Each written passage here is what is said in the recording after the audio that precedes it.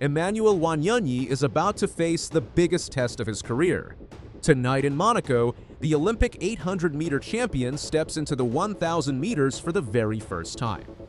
Three of the toughest runners in the world are lined up to stop him. This is not his event, and tonight, that could cost him everything.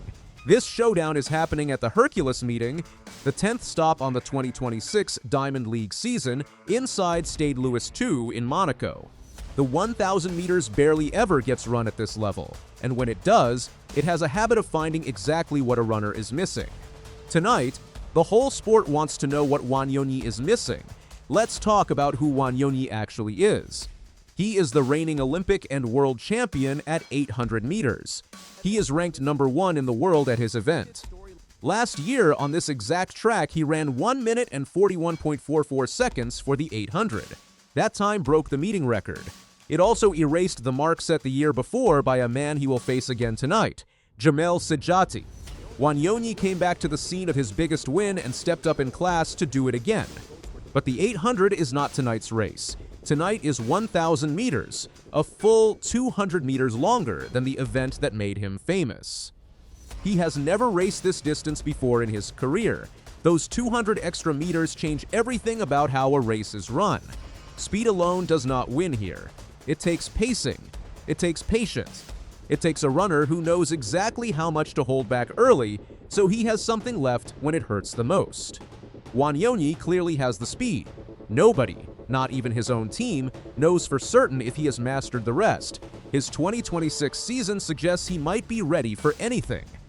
He has already run 1 minute 42.09 seconds for 800 meters this year alone, right near his own best. Back in April of last year, he ran 3 minutes 35.18 seconds for 1,500 meters in Kingston, Jamaica. That single performance beat the entire Paris Olympic 1,500-meter podium in one race. Think about that. A runner who can dominate at 800 meters and also outrun 1,500-meter Olympic medalists is not just fast. He is a genuine threat at almost any distance you put in front of him. There is a personal story behind tonight, too. Wanyonyi recently became a father, and he cut short his paternity leave just to fly back and compete in this meet. He chose to leave his newborn family behind for a race that was not even guaranteed to happen this way. That decision tells you exactly how much this moment means to him, and how badly he wants to test himself here. Now let's look at the men trying to stop him, because none of them are easy outs. Djamel Sedjati is not just another name on the start list. He is an Olympic and world medalist from Algeria, and he finished third behind Wanyonyi in the Paris Olympic 800-meter final. He also used to hold the Monaco meeting record, the exact record Wanyonyi took away from him last year. Sedjati has missed the first half of this entire season with an injury. Tonight is his very first race back in 2026. He is not just chasing a good time. He is chasing revenge on the man who broke his record on his own turf. Then there is Mohamed Attaoui of Spain. He owns the fastest 1,000-meter time in the world this season, which on paper makes him the man to beat tonight. But there is a catch. Reports out of Spain say his form has been shaky through most of 2026. Is he still the runner who ran that blistering time earlier this year, or has something changed? Tonight, in front of a stacked field and a packed stadium, that question finally gets answered. And do not sleep on Jake Wightman of Great Britain. He was the world champion at 1,500 meters back in 2022, a genuinely huge accomplishment. This year, he has already clocked 3 minutes and 29 seconds for the 1,500, proof that his speed has not gone anywhere. Wightman also has real history in this exact race. Back in 2022, he won the last Diamond League 1,000-meter race ever held. And it happened right here in Monaco, just 3 weeks after he shocked the entire sport by beating Jakob Ingebrigtsen at the World Championships. This is a man who has already pulled off the impossible once. He clearly knows how to win when nobody expects it. Here is why this specific race carries so much weight. The 1,000 meters almost never gets contested at this level of competition. The last Diamond League 1,000-meter race was that exact 2022 showdown Wightman won. Before that, you have to dig deep into history to find another serious one, Kenya's David Rudisha. widely considered the greatest 800-meter runner of all time, only ran this distance once in his entire career, back in 2017, finishing in 2 minutes 19.43 seconds. Even a legend like him treated it as a rare experiment, not a regular event. That is because this distance demands something almost no runner naturally has: real top-end speed combined with true middle-distance endurance, all in the same body. Even recent history backs up how rare a fast 1,000 meters really is. The two quickest times run this century did not even come from a Diamond League stage.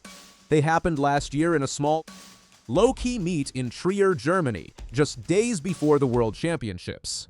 That tells you something important. The fastest 1,000-meter running in modern history has been happening quietly, away from the big stadiums and the big crowds. Tonight flips that completely. This time, the fastest possible 1,000 meters is happening in front of a sold-out crowd, on live television, with an Olympic champion trying it for the very first time. And then there is the record chasing everyone in this field. Noah Ngeny ran 2 minutes 11.96 seconds for 1,000 meters all the way back in 1999. That time has now survived for more than 27 years. It is one of the oldest standing records left anywhere in men's track and field. To break it, a runner needs to pass the 800-meter mark in roughly 1 minute 45 seconds, then somehow find 26 seconds of speed for the final 200. That is a brutal, punishing way to close out any race, especially one you have never run competitively before. This meet has not officially been promoted as a world record attempt, but Wanyonyi's own agent has told reporters that his runner wants to run fast tonight, plain and simple. Fast enough to threaten a record that has outlasted 3 separate Olympic cycles. That is the real question hanging over Stade Louis II right now. Remember, this is not even the only huge story unfolding at Stade Louis II tonight. Mondo Duplantis is chasing his own meeting record in the pole vault. Faith Kipyegon is racing the 1,500 meters against a loaded field. Julian Alfred and Gabby Thomas are set to clash in the 200 meters. On a normal night, any one of those matchups would be the headline. Tonight, the men's 1,000 meters is somehow standing right alongside them, and that alone tells you how much this race means. So think about everything actually stacked up here tonight. A reigning Olympic champion stepping into a brand new distance for the very first time. A field loaded with Olympic medalists and a former world champion who has already pulled off a legendary upset in this exact race before. A 27-year-old world record sitting right there waiting. And all of it happening on the same track where Wanyonyi already made history just 12 months ago.